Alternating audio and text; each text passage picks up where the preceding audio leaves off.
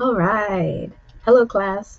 Today we'll be defining what a parallelogram is, including its properties. We will be classifying different types of parallelograms and investigate the properties of these shapes, as well as use these properties to solve algebraic problems. Let's get into it. So let's first consider what is a parallelogram. Let quadrilateral ABCD be a parallelogram. A parallelogram is a quadrilateral that has two pairs of parallel sides. To be specific, it is a quadrilateral that has each of the following five properties. So in a parallelogram, we can say that opposite sides are congruent. By opposite sides, we mean sides that are across from each other. So from this diagram, we see that side AB is across from DC, and so these sides are congruent. And we can say the same for sides AD and BC. We have touched on this before, but in a parallelogram, opposite sides are parallel. Hence, parallelograms have two pairs of sides that are parallel. So in this diagram, AB is parallel to DC, and AD is parallel to BC. With respect to the angles in a parallelogram, we can say that opposite angles are congruent. Opposite angles meaning angles that are across from each other.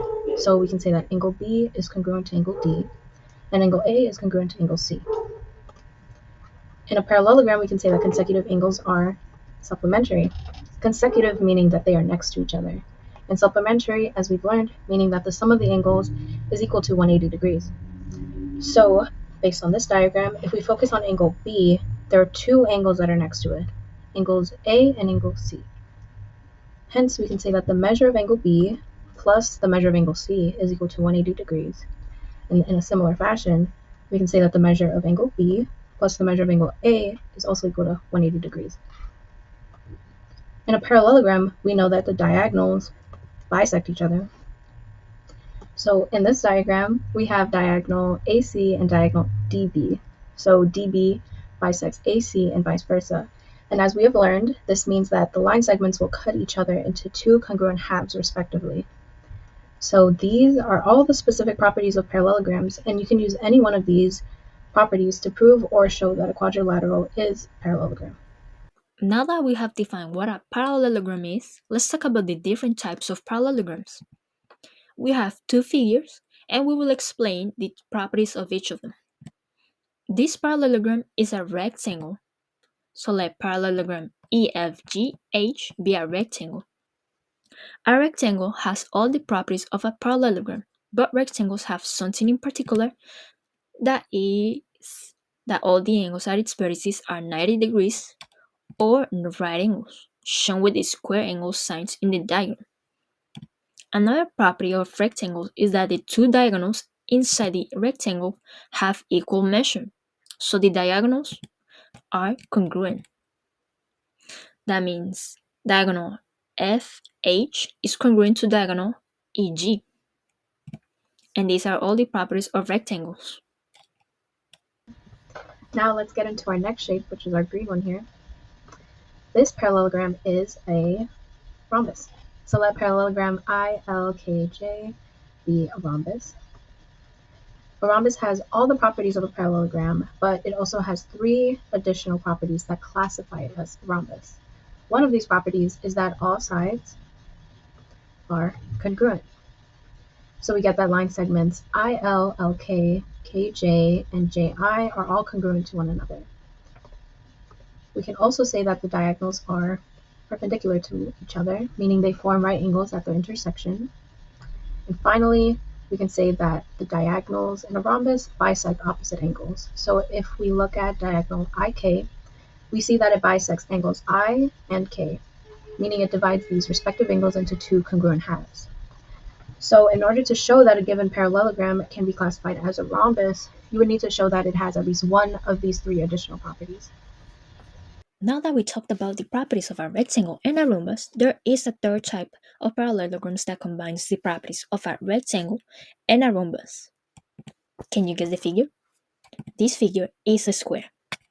A square has the properties of a parallelogram, a rectangle, and a rhombus, but to prove that a shape is a square, we need to show that all the sides are congruent and also that all the angles at its vertices are right angles.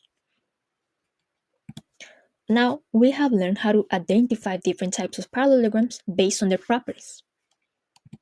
This chart summarizes all the properties of different parallelograms that we have just covered. Okay class, let's try an algebraic problem. In rectangle ABCD, AC is equal to 3x plus 15 and BD is equal to 4x minus 5.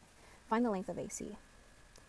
Now, class, I drew in my own diagram, which I also encourage you to do for problems like this where you're not given a diagram. Now we're given information on AC and BD. And we can see here that AC and BD are diagonals. Now we are also given that ABCD is a rectangle. And something we learned today about diagonals in a rectangle are that diagonals are congruent.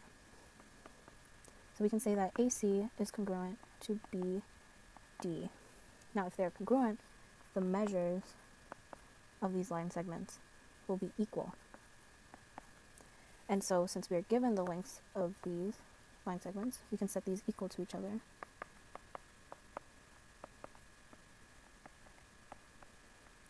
Now you can solve for x.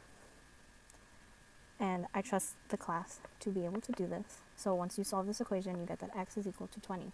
Now we are not done once we solve for x. We need to find the length of AC. So we can take our value of x and substitute it back into our equation for AC. So we have that AC is equal to 3x plus 15. So now we can substitute this value and solve for AC. Now once you solve that, you get that AC is equal to 75, sorry, let me make that more clear, 75 units. And that is how you get that answer. Now see, we analyzed this problem based on what we were given and based on what we learned on the properties of rectangles. So we see that we can analyze these problems to apply these properties so we can solve them. Let's do another question. Given KLMN is a parallelogram, a student was told to solve for the length of KN. In the solution below, the student set 13x minus 10 equals to 2x plus 1 and got a value of x of 1. He then proceeded to substitute the x value into Kn and got a value of 3. But is the solution correct? Explain why or why not. Take a few seconds, pause the video if you want.